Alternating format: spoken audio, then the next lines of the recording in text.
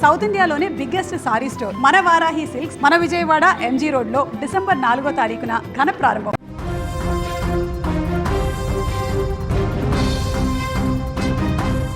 ప్రతి ప్రయాణం సంతోషంగా సాగాలని కోరుకుంటాం, కానీ కొన్నిసార్లు ఆ ప్రయాణం విషాదంతో ముగుస్తుంది.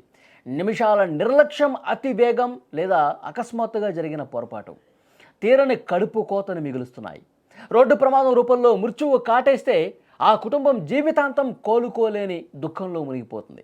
ముఖ్యంగా ఒకే కుటుంబంలో అనేక మందిని కోల్పోతే ఆ బాధ మాత్రం ఇంకా వర్ణనాతీతం. ఇలాంటి దారుణమైనటువంటి ఘటన ఆంధ్రప్రదేశ్లో జరిగింది. మంత్రాలయం శ్రీ రాఘవేంద్ర స్వామి దర్శనం కోసం వెళ్తున్నటువంటి కుటుంబం మృత్యువు ఒడికి చేరింది.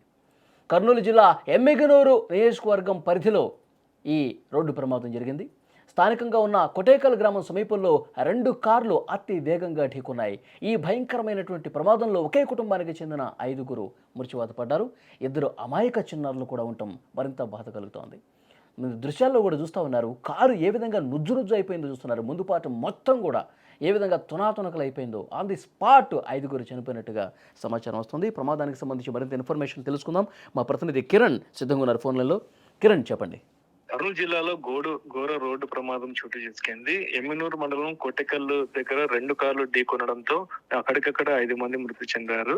మొత్తం మీద పలువురికైతే గాయాలయ్యాయి. అయితే కర్ణాటక రాష్ట్రానికి చెందిన కోలార్ జిల్లా చిక్ ఓసల్లి గ్రామానికి చెందిన వారు మంత్రాలయంకి దర్శనానికి అయితే బయలుదేరి వచ్చారు. అయితే ఎమ్మినూరు సమీపంలో ఉన్న కోటకల్ టర్నింగ్ వద్ద ఎమ్మినూరు నుండి ఆదోని వెళ్తున్న ఫార్చునర్ వెహికల్ 2 కార్లు కూడా ఢీకొనడంతో ఈ ప్రమాదం చోటు చేసుకుంది. ఈ ప్రమాదానికి కారణం అయితే తెల్లవారుజామున పొగమంచు కారణం అని కూడా పోలీసులు అయితే భావించారు. ఈ పొగమంచు కారణం వల్ల కూడా ఈ ప్రమాదం జరిగిందని చెప్పేసి అయితే ఆడైతే తెలుస్తుంది.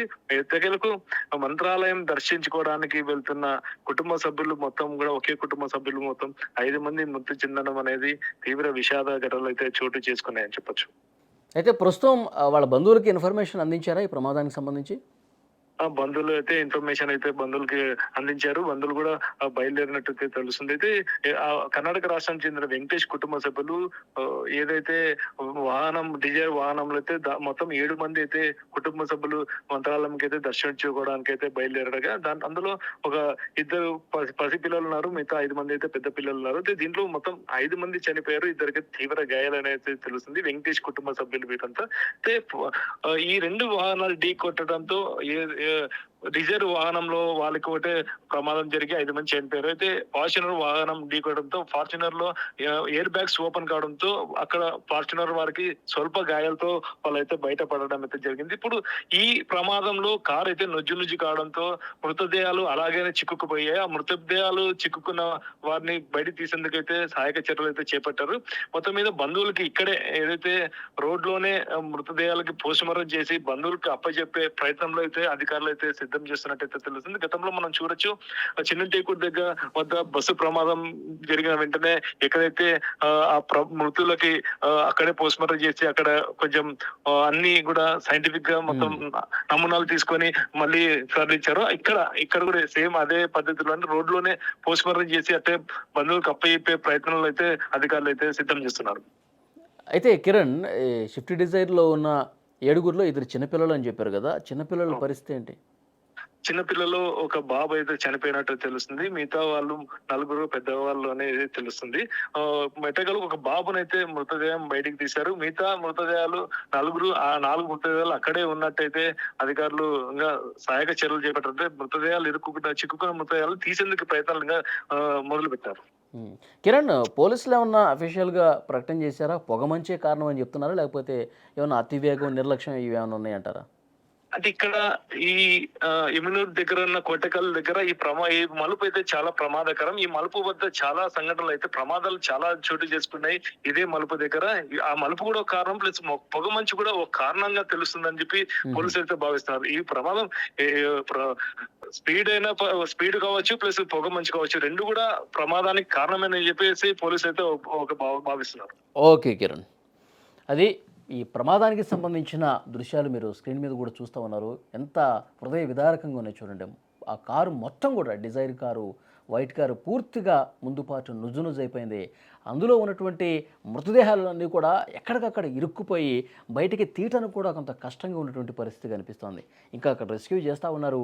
అక్కడ పోలీసులు మీకు అక్కడ ఉన్నటువంటి స్థానికులు అందరూ కూడా అందులో ఉన్న మృతదేహాల్ని అతి కష్టం మీద బయటకు తీస్తున్నటువంటి పరిస్థితి ఉంది. పూర్తిగా అందులో ఉన్నటువంటి ప్రయాణికులు ఎవరైతే ఉన్నారో వాళ్ళందరూ కూడా పూర్తిగా ఏ పార్ట్కి ఆ పార్ట్ శరీర భాగాలు కూడా తునాతునకలైపోయినట్టుగా తెలుస్తోంది. బంధువులకి సమాచారం అందించారు. బంధువులు కూడా వస్తూ ఉన్నారు. On the spot post mortem కూడా నిర్వహించి అక్కడి నుంచి అక్కడికే బంధువులకి ఆ మృతదేహాలని అప్పగించే పరిస్థితి ఉన్నట్టుగా తెలుస్తుంది. అంటే ఈ పొగమంచు కారణంతో జరిగినటువంటి ప్రమాదంగా పోలీసులు ప్రాథమికంగా చెప్తా ఉన్నారు.